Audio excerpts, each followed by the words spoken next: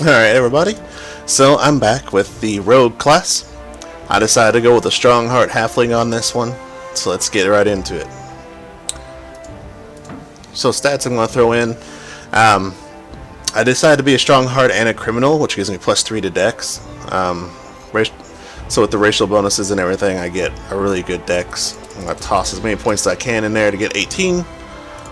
Get myself a decent amount of Con. As long as you use finesse weapons, you don't need to get the weapon finesse feat anymore, so as long as you're keeping up with finesse weapons, you'll never have to use strength unless you really need to. So, do that. Actually drop that down a hair. Gonna need some intelligence, because that's where we're going to get some lockpicking ability from. And I always like to have my charisma at least at a 10, because I don't want to take any negatives. I don't mind keeping my strength at an 8. I'm going to be using Dex for everything. But I do want to make sure to keep my wisdom at a decent ability for saves, my charisma at a decent ability for saves. And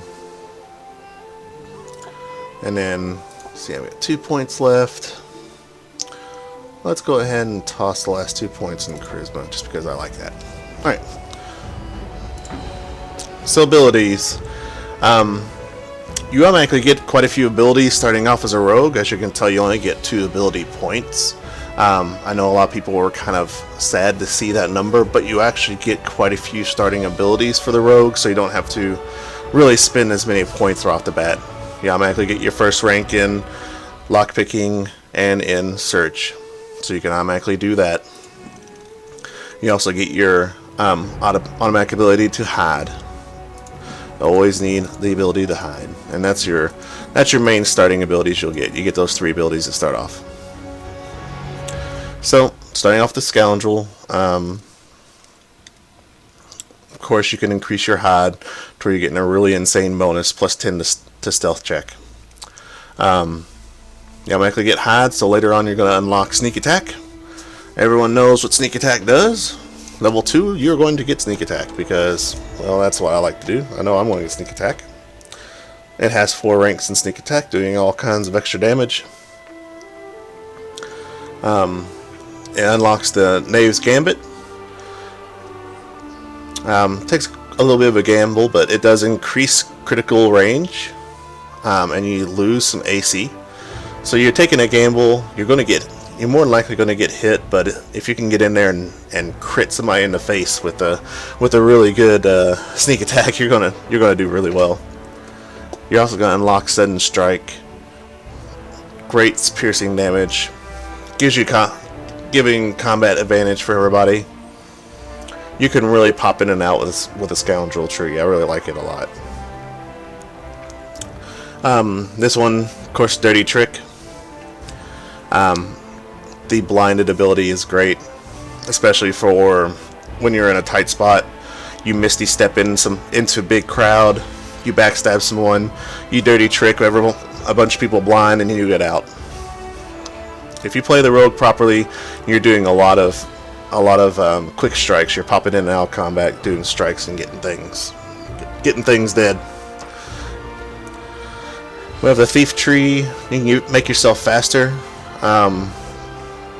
Give yourself a dash. I was talking about this before in another video. Since right now currently loot is shared, when you open up a treasure chest, if you pull everything out of it, then no one else gets any of it. Now if you're playing a decent character, you might go ahead and play this as, oh well, I'm playing a decent character, I found this, blah blah blah. But if you want to play an evil character, play in that group and kind of have some fun with them, you might make a mad dash for the treasure chest, loot what you want, and say, oh well, I didn't find anything, because there's no way they can take it from you, so yeah, there wasn't anything special in here, guys, and then pull all the magic items for yourself. If you want to be that type of character, you can be it.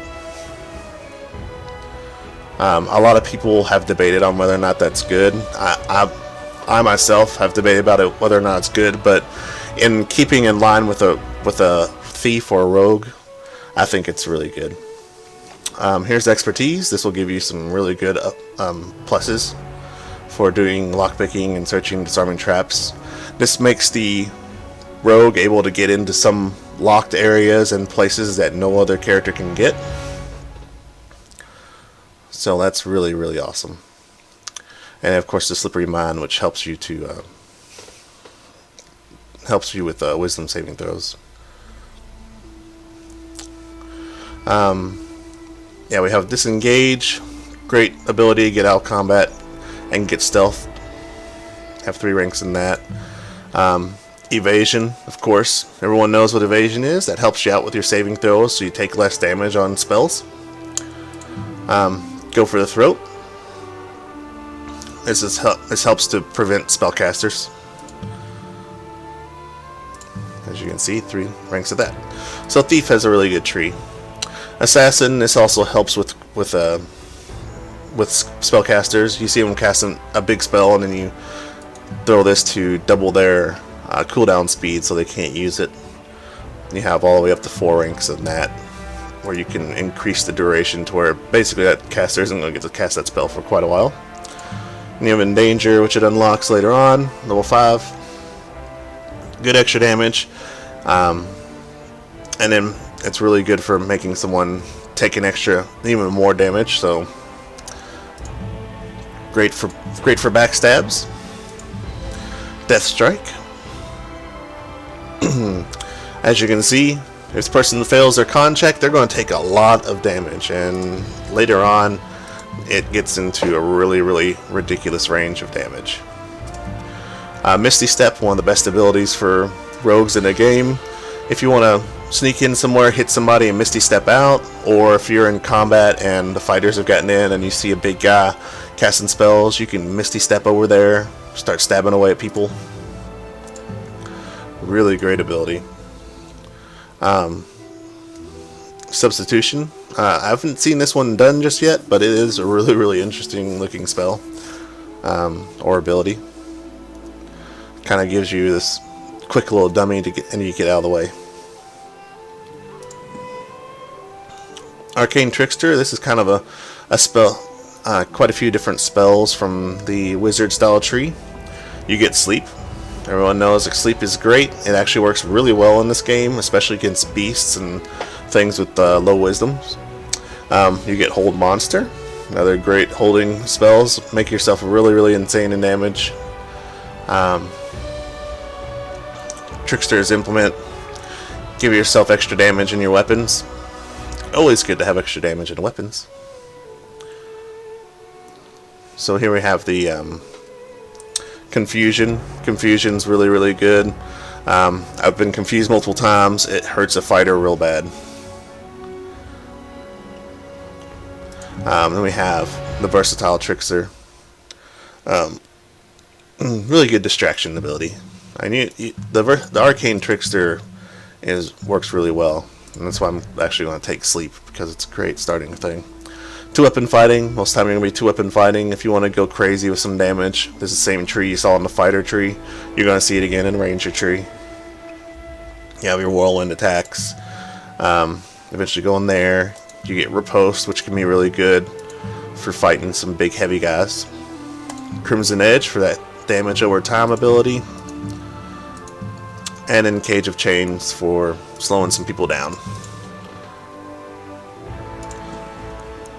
As you can tell, Martial Tree so far has been in any type of person who's a frontline fighter or would be considered in the front lines. They're going to have a Martial Tree somewhere. Victorious Surge, great healing ability. Impede, slowing people down is good, especially for a rogue who wants to get away. Winding Blow, lower that healing. Really, really awesome ability for a rogue who wants to play well with the party. Pop in there, hit something, make sure it doesn't get healed.